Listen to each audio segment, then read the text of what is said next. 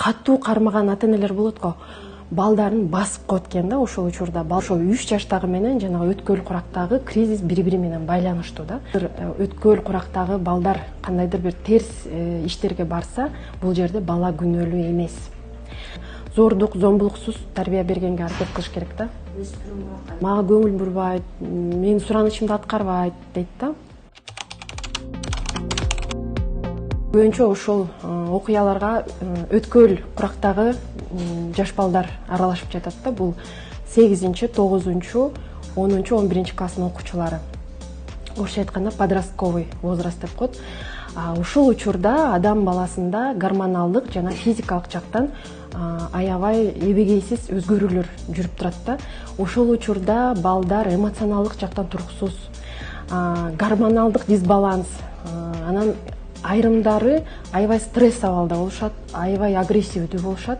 Ал эми айрымдары тескерисинче мындай тынч, бул мезгилде тынч өтөт да. Бул эмне менен байланыштуу?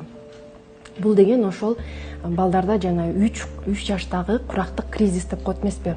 Ошол 3 жаштагы наристе бала жанагы өзүм кийинем, өзүм тамак жейм, өзүм буну барам, мен буну каалайм деп ата энесине өзүнүн мүнөзүн көрсөтүп баштайт, кыялын көрсөтүп баштайт. Ошондо жанагы катуу кармаган ата энелер болот го.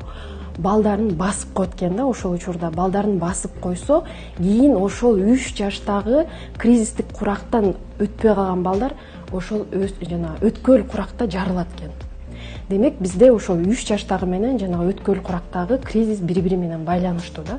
Ошол себептен максималдуу түрдө ошол 3 жаштагы баланын баягы анын оюн угуп, пикирин угуп, ага тандоо мүмкүнчүлүгүн беришибиз керек да. Өткөл курактагы балдар кандайдыр бир терс иштерге барса, бул жерде бала күнөөлүү эмес. Бала күнөөлүү эмес, бул эмне күнөөлүү болушу мүмкүн? Бул жерде ошол ата эненин туура эмес тарбиясы жана мектеп. Эмне себептен мектеп? 1 класска балдар барганда булар өзүнчө бир кризисти өтүшөт экен. 6-7 жаштагы кризис экен. Дошкольный кризис младшего класса или дошкольника деп коет экен.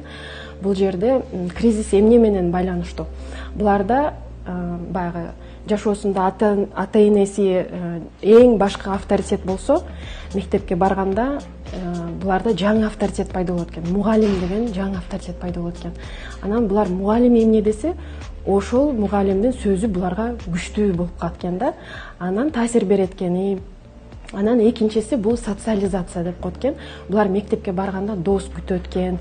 Анан өзүн ошол курбуларынын арасында кандай бир орунга ээ болуу үчүн булар аябай ушундай аракет кылышат экен да. Воля деген нерсе кыргызча кандай болот? Эркиндикпи? Воля, мисалы үчүн, бул бир максатты коюп, ошол максатты жетүүгө жардам бере турган сапат да. Анан бул ушул 8 айдан баштап 3 жашка чейин калыптанат экен адамда. Бул кайсыл убакта жанагы адам, бала тамак ичкени үйрөнүп баштайт го. Бирдеке кызыгып, өзүм кармайм, анан тамакты башына куят, бетине куят, жерсин баарын кир кылат. Но ошондо башталат экен да, өз алдынча болуу. Анан көп ата энелер баягы жерсин баары кир болду деп балага уруксаат бербей, өзү тамак берип, мына ошондо биз ошол воляны подавлять этет экенбиз да. Ошол албетте балага болгон тарбия ата эне курсагында алып жүргөндөн бери башталат. Мисалы үчүн кээ бирки биздин жаш энелер эң жөнөкөй эле өзүнүн күнүмдүк графигин иретке келтире албайт. Түнү менен кино көрүп чыгышы мүмкүн. Түштө ойгонот, саат 12-де ойгонушат. Тамак жебейт, мисалы үчүн кээ бирлер ушундай тамак жебей витамин ичип коет, оңойго качып.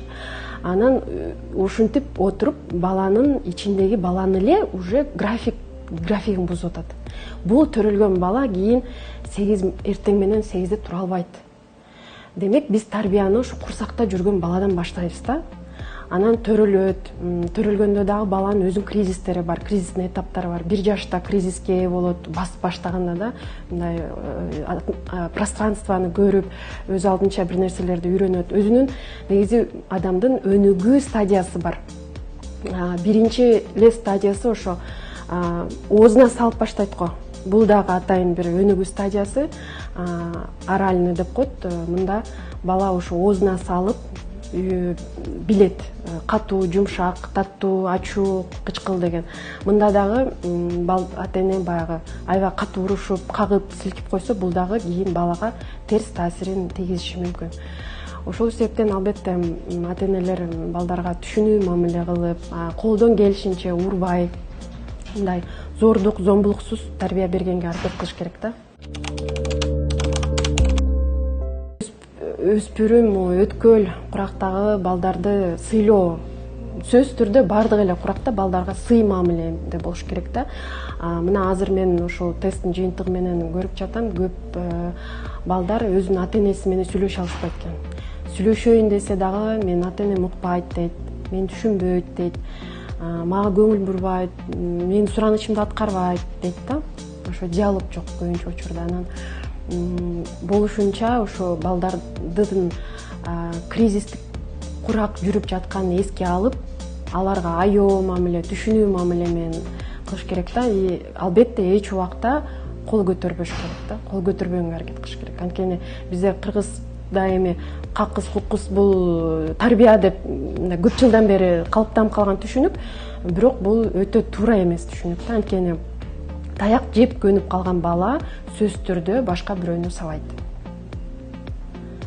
Анан ошол себептен бул жакта албетте ата эненин жоопкерчилиги, анан ошо мугалимдердин дагы жоопкерчилиги. Эмнеге дегенде, анткени педагогдор психология сабагын окушат, аларда бул билим бар. Анан максималдуу түрдө ата эне менен биргеликте сүйлөшүп, чогуу иш алып баш керек.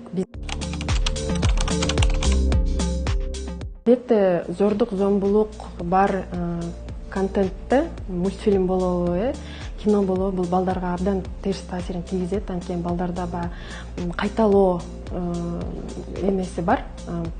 Өсүп жатканда булар башында ата энени кайталайт балдарчы. Ата энеси кандай сүйлөсө, кандай басса турса, ошону кайталайт. Кийин булар социализация болгондо айрымдары баягы жанындагыларды кайталашы мүмкүн да. Анан илимде мындай атайын эксперименттер өткөрүлгөн экен, бала бакчага атайын мультфильм көрсөтүшкөн экен. Ошо зордук, зомбулук сценалары бар мультфильмди көрсөткөн экен. Анан ошол эксперименттин аягында караса, агрессияга жакын балдар, негизи ичинде өзү агрессияга жакын балдар бар да, алар андан дагы агрессивный болуп калышыптыр да. Демек, бул эмнени айтат? Эмне адам көрүп жатат, кандай кино көрүп жатат, мультфильм көрүп жатат, бул албетте өзүнүн таасирин тийгизет. Ошол себептен болушунча ата энелер телефонду такыр көрсөтпөй коюу дагы мүмкүн.